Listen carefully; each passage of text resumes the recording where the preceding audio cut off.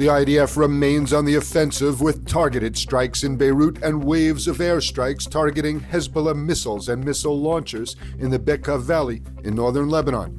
The latest attacks claim the lives of the leader of Hamas in Lebanon, as well as the leadership of the PFLP in separate strikes.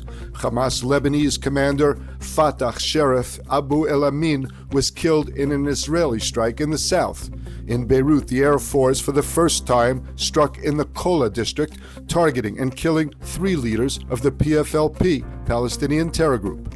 Amid the ongoing Israeli aerial offensive, Hezbollah is continuing to fire rockets at northern Israel, but there has not been a massive retaliation following the killing of its leader, Hassan Nasrallah. Red alert sirens did sound in Haifa, Akko, Nahariya, and surrounding localities across the Galilee. The rockets were either downed by air defense or fell in open areas. No injuries were reported. U.S. President Biden said he would talk to Prime Minister Netanyahu about efforts to avoid all-out war in the Middle East.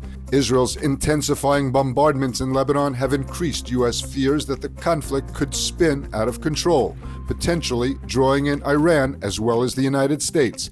At the same time, Washington has authorized its military to reinforce the region in case of further escalation while urging a diplomatic solution. U.S. National Security Advisor John Kirby said the U.S. must be prepared for Iranian retaliation against Israel for strikes on Hezbollah.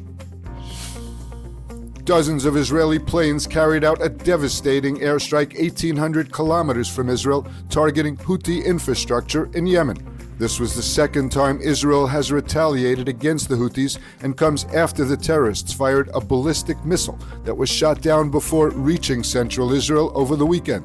The Houthis claim they were targeting Prime Minister Netanyahu as he landed at Ben Gurion Airport upon his return from the U.S. The IDF planes struck Hodeidah and Ras Isa ports and power plants. Reports from Yemen say 4 people were killed and 29 wounded in the attacks. The strike was more extensive than the one in July. Experience the power of truth with ILTV News. If you're looking for quality content and captivating visuals, join our news community and become an integral part of our team as we embark on a mission to unveil the real Israel, dismantling the web of lies and misinformation that surround reporting on Israel. By subscribing to ILTV News, you will not only have access to the latest updates, but you will also amplify our message, creating a ripple effect that carries the truth far and wide. Subscribe today and help reshape the narrative. Available on the web, Android, and Apple.